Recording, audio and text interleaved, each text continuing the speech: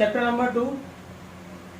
Next function है हमारे पास greatest integer function. इसे हम फ्लोर फंक्शन भी कहते हैं और इसे हम स्टेप फंक्शन भी कहते हैं। क्यों कहते हैं, अभी ग्राफ से हम इसको क्लियर करेंगे।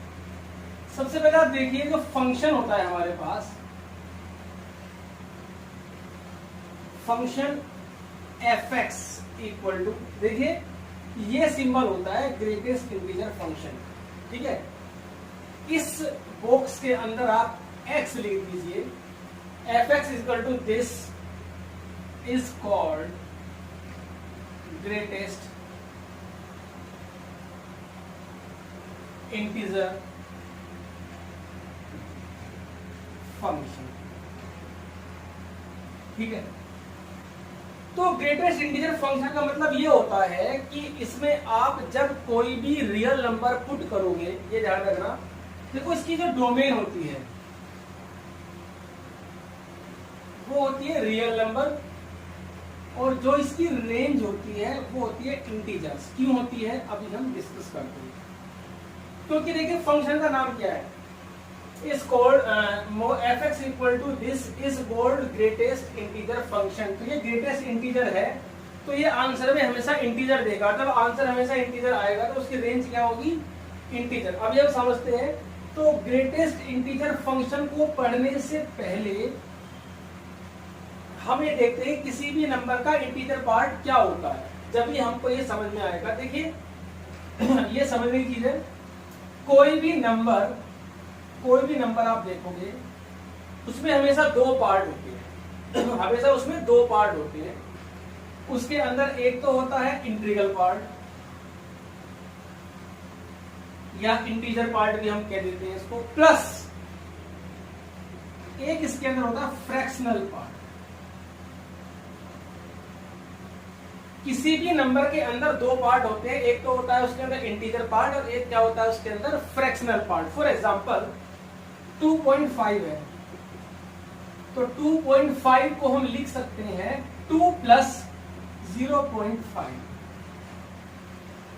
तो ये जो 2 है ये तो हुआ इंटीजर पार्ट, और ये जो 0.5 है हम इसको बोलते हैं फ्रैक्शनल पार्ट। ठीक है, जैसे मान लीजिए हमारे पास नंबर है 3, तो 3 को मैं क्या लिख सकता हूं, 3.0। 3 क्या है एक्चुअल में 3.0, तो उसको हम क्या लिख सकते हैं 3 प्लस 0.0। तो ये जो 3 है ये कैसा पार्ट हुआ, इंटीजर पार्ट, और ये कैसा पार्ट हुआ, फ्रैक्शनल पार्ट। ठीक, ऐसे ही 4.9 है, तो 4.9 को मैं लिख सकता हूं 4 प्लस 0.9। ये इंटीजर पार्ट हुआ और ये फ्रैक्शनल पार्ट हुआ। क्लियर है। ऐसे ही मान लीजिए -7 है, तो -7 को मैं लिख सकता हूं -7 प्लस 0.0। देखिए -7 होता है -7.0। क्लियर है। तो ये हुआ इंटीजर पार्ट, ये हुआ फ्रैक्शनल पार्ट। अब समस्या क्या है, प्रॉब्लम ये है कि जो फ्रैक्शनल पार्ट होता है ना वो हमेशा पॉजिटिव होता है। देखिए जो फ्रैक्शनल पार्ट है विल ऑलवेज पॉजिटिव। जो फ्रैक्शनल पार्ट है वो हमेशा पॉजिटिव होना चाहिए। अब आप देखिए प्लस में 0 प्लस 0.5 प्लस 0 प्लस 0.9 प्लस 0.0 सब में पॉजिटिव है। अब प्रॉब्लम क्या आती है, मान लीजिए कहीं पर लिखा है -6.7, 6.7, तो इसे हम क्या लिखेंगे -6 माइनस 0.7, क्योंकि अगर हमने यहाँ प्लस लगा दिया तो ये बन जाएगा 5.3, तो ये माइनस लगाना पड़ेगा हमको। अब यहाँ प्रॉब्लम ये आ गई कि फ्रैक्शनल पार्ट हमारा नेगेटिव में हो गया, तो अब इस फ्रैक्शनल पार्ट को हमें पॉजिटिव करना पड़ेगा। ठीक है, तभी, क्योंकि कोई भी नंबर होता है integer part plus fractional part, और फ्रैक्शनल पार्ट ऑलवेज पॉजिटिव। तो अभी हम इसको पॉजिटिव करेंगे, तो पॉजिटिव करने के लिए हम क्या करते हैं, -1 और +1 कर लेते हैं। मतलब 1 हमने प्लस कर लिया, 1 हमने माइनस कर लिया, ध्यान से देखना। तो इसका मतलब ये हुआ, ये तो बन गया -7 और प्लस ये बन जाएगा हमारा 0.3। ठीक है, अब आप देखिए -7 प्लस 0.3 इज इक्वल टू -6.7 ही होता है। तो इसका जो इंटीजर पार्ट है वो आया -7 और फ्रैक्शनल पार्ट जो है वो हमारे पास, आई से नोट कर देंगे, तो इंटीजर पार्ट हमारे पास आया -7 और फ्रैक्शनल पार्ट आया हमारा 0.3। अब इस पूरे डिस्कशन में हमने क्या पाया कि जो नंबर माइनस में है और पॉइंट में उसके कुछ लिखा हुआ है, जैसे -6.7, तो -6.7 का इंटीजर पार्ट ये ध्यान रखना हमेशा इससे एक कम आएगा। -6 से कम क्या आएगा? -7, तो -7 आएगा नेगेटिव में। बाकी सब में कोई प्रॉब्लम नहीं है। आप पहले वीडियो को पॉज करके इसे आप नोट करिए, मैं कुछ इंटीजर पार्ट लिख के दिखाता हूं। अब आप देखिए इंटीजर पार्ट कैसे बनते हैं। 2.7 का इंटीजर पार्ट क्या आएगा? इंटीजर पार्ट ऑफ 2.7 2 आएगा, कोई प्रॉब्लम नहीं, ठीक है। इंटीजर पार्ट ऑफ 3.999 3 आएगा, कोई प्रॉब्लम नहीं है, पॉइंट से पहले वाला लिखना है। इंटीजर पार्ट ऑफ 7 क्या आएगा? 7 आएगा। इंटीजर पार्ट ऑफ 8 क्या आएगा? 8 आएगा। इंटीजर पार्ट ऑफ -9 क्या आएगा? -9 ही आएगा। इंटीजर पार्ट ऑफ -7 क्या आएगा? -7 ही आएगा। अब समझना कि इंटीजर पार्ट ऑफ -8.2 -8.2 का -9 आएगा, जैसे मैंने अभी करके दिखाया था वैसे आप इसे सोल्व करके लिख सकते हो। तो मैं डायरेक्ट लिखना है, सोल्व करने की कोई जरूरत नहीं, समझना है बस। इंटीजर पार्ट ऑफ -9.001 कितना आएगा? -10 आएगा। तो इस तरह के नंबर्स को ध्यान रखना है, बाकी सिंपल है, ठीक है। तो अब हम आते हैं अपने ग्रेटेस्ट इंटीजर फंक्शन पर। देखिए ये जो फंक्शन है इसको हम ग्रेटेस्ट इंटीजर फंक्शन क्यों बोलते हैं? क्योंकि इसमें आप जो भी x की वैल्यू पुट करोगे ना, वो रिजल्ट में क्या देगा? उसका इंटीजर पार्ट देगा। जैसे मान लीजिए fx इक्वल टू दिस है, मैं यहाँ पर x की वैल्यू 2.9 डालता हूँ, तो ये आ गया ग्रेटेस्ट इंटीजर वैल्यू ऑफ 9। इसका मतलब है ग्रेटेस्ट इंटीजर वैल्यू ऑफ 2.9, और वो क्या आएगी? 2। अभी मैंने बताया था इंटीजर पार्ट कैसे निकालते हैं, ठीक। मान लीजिए ग्रेटेस्ट इंटीजर वैल्यू ऑफ -3.7, तो -3.7 की जो वैल्यू आएगी वो -4 आएगी इस फंक्शन के अकॉर्डिंग।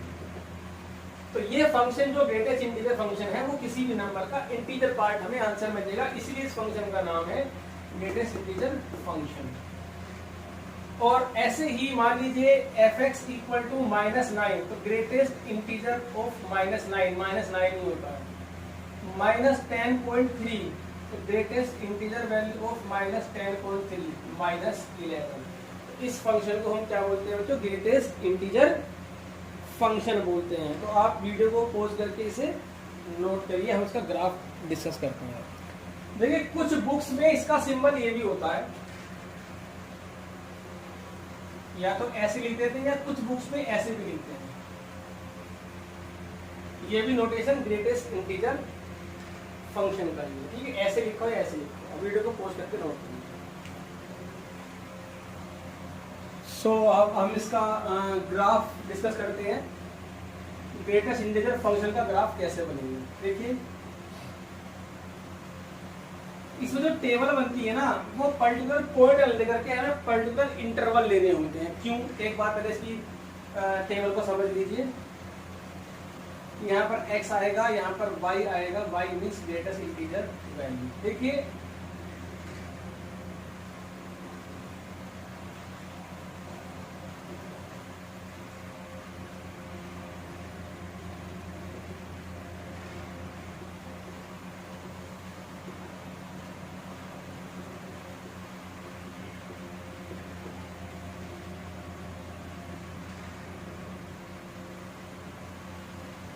ठीक, अब समझिए यहाँ पर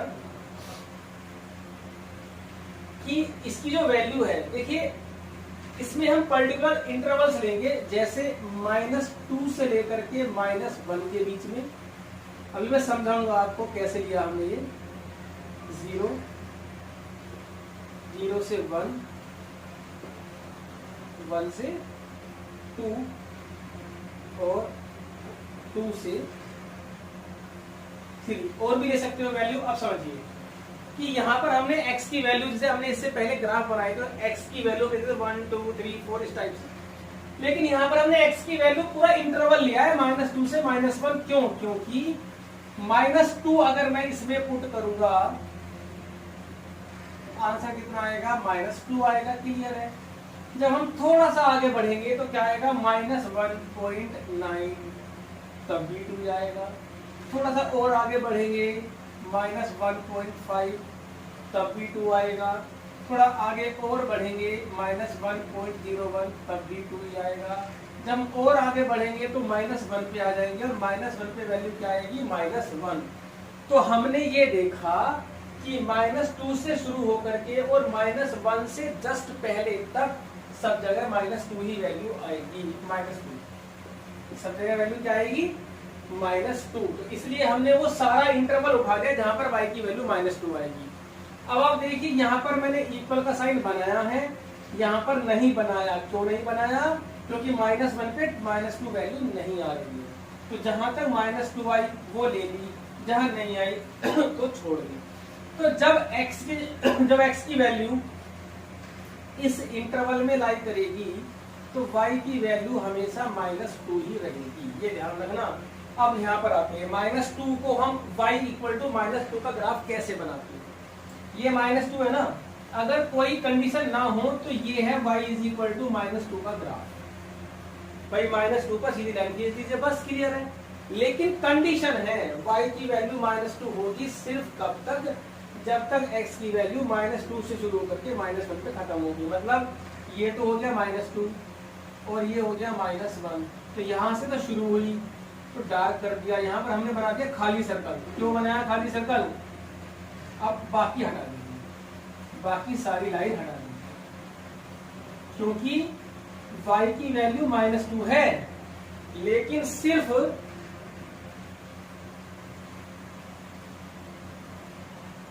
-2 से लेकर के -1 के बीच में है, उसके आगे पीछे नहीं है। यही तो कह रहा है ये इंटरवल। तो ये हमारा पहला ग्राफ बन गया, देख लीजिए ध्यान से। अब फिर दोबारा देखिए,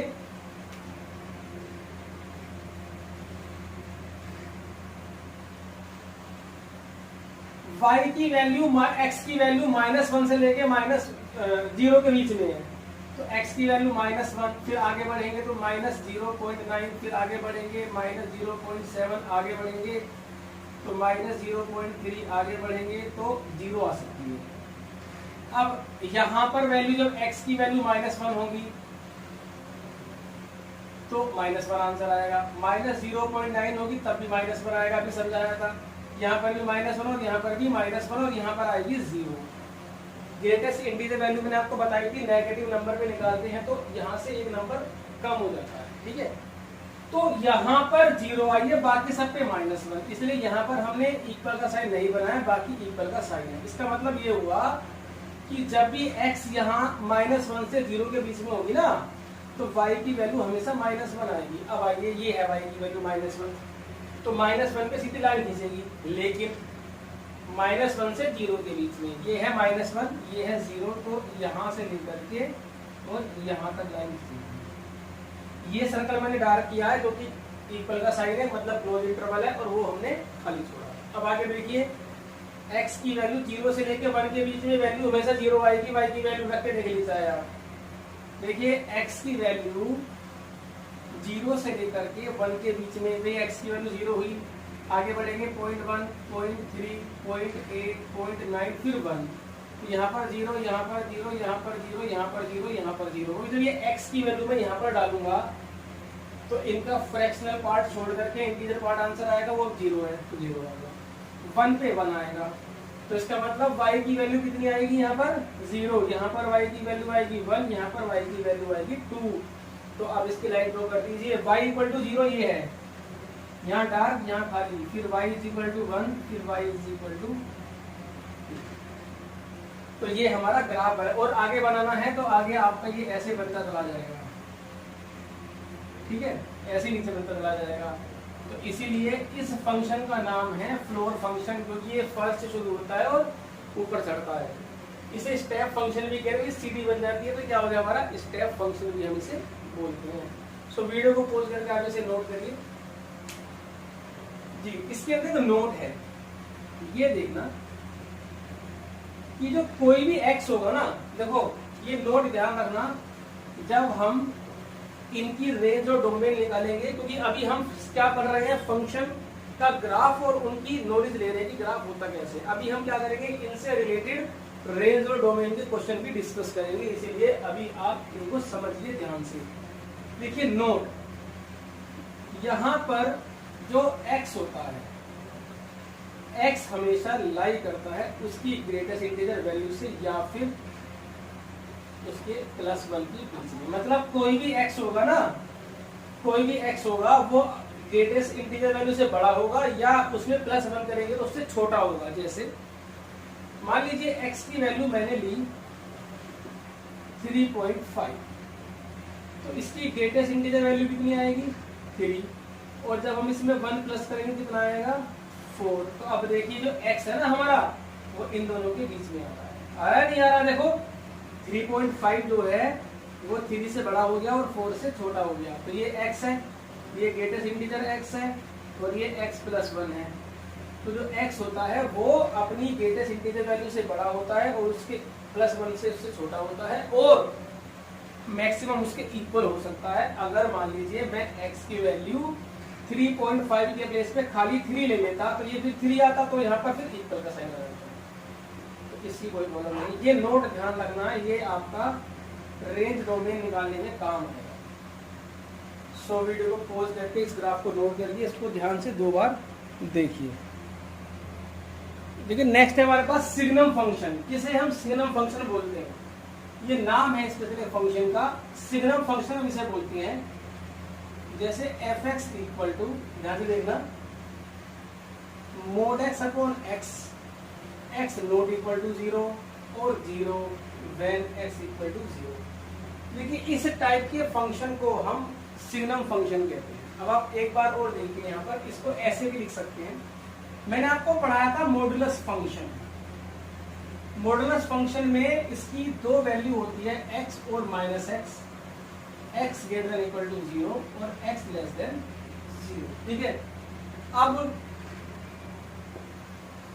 ये ऐसे तो लिख सकते हैं या हम इसे ऐसे भी लिख सकते हैं, मोड x की वैल्यू पुट करो तो ये और ये, तो उसके लिए मुझे इंटरवल को ब्रेक करना पड़ेगा, x greater than 0, x equal to 0 और x लेस देन 0, ठीक है।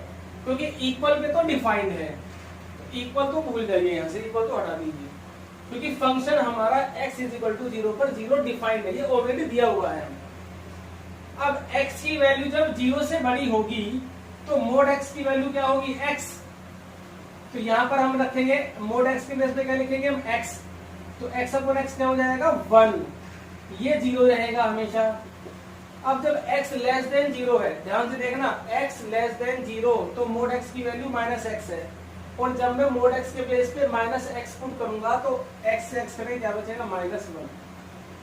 तो ये हमारे पास वैल्यू होती है। इस फंक्शन को या तो ऐसे भी लिखा हो सकता है या ऐसे भी लिखा हो सकता है। अगर ऐसे लिखा हुआ है और हमें उसका ग्राफ बनाना है तो हम ये लिख करके उसके डेफिनेशन बना सकते हैं, ठीक है। अब हम इसका ग्राफ बनाएंगे, सिंपल ग्राफ है, कोई प्रॉब्लम नहीं है सिग्नम फंक्शन की। यहाँ पर देखिए मैं हर फंक्शन की रेंज और डोमेन भी लिख रहा हूँ। मॉडुलस फंक्शन की मैंने रेंज डोमेन लिखी थी, डोमेन उसकी रियल नंबर थी और रेंज उसकी पॉजिटिव रियल नंबर थी, सिंगल मॉडुलस फंक्शन की, ठीक है। उसके बाद ग्रेटेस्ट इंटीजर फंक्शन के अंदर जो डोमेन होती है वो रियल नंबर होती है और रेंज क्या होती है इंटीजर, जेड से आंसर आता है हमेशा। और ऐसे ही सिग्नम फंक्शन की रेंज और डोमेन अभी हम डिस्कस करेंगे। सबसे पहले आपका ग्राफ बनाते हैं। इसका ग्राफ सिंपल है, कोई टेबल नहीं बनानी, कुछ नहीं बनानी, क्योंकि ये जो डोमेन है हमारी वो 3 केस में डिवाइड है। डोमेन मतलब x की वैल्यू 1 2 3 केस में दी हुई है।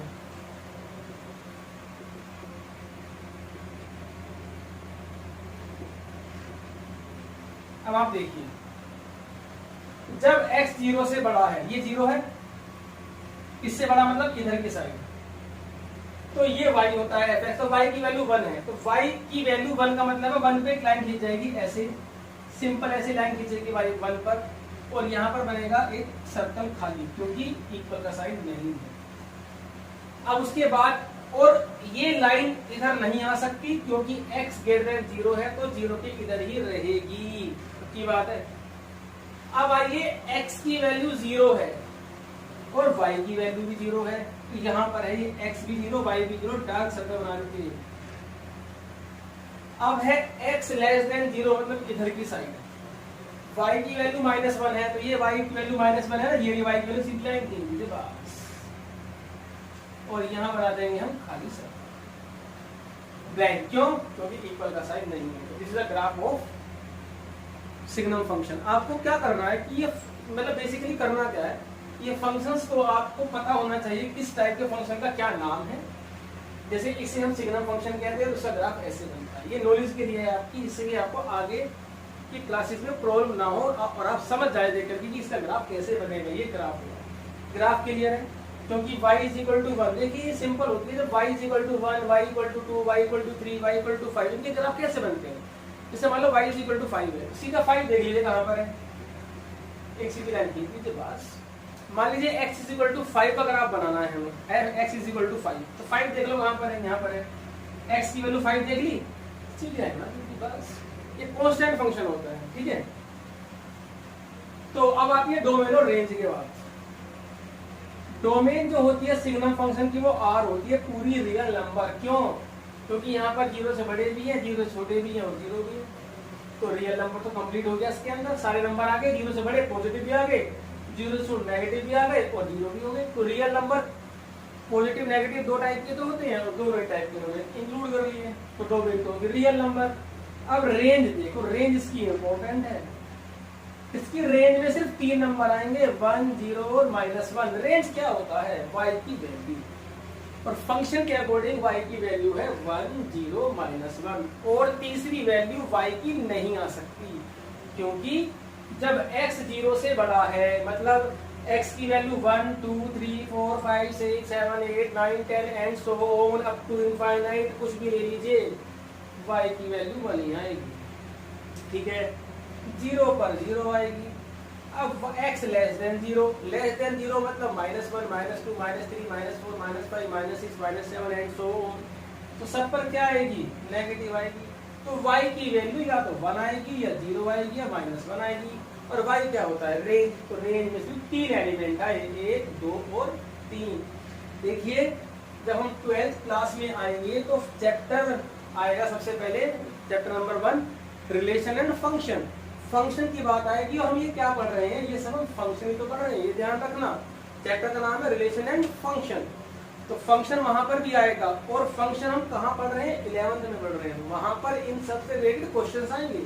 तो अभी इन सब के नोट्स आप अच्छे से बनाइए। आज की क्लास हम यहीं पर खत्म करते हैं, नेक्स्ट क्लास में आगे के ग्राफ देखेंगे।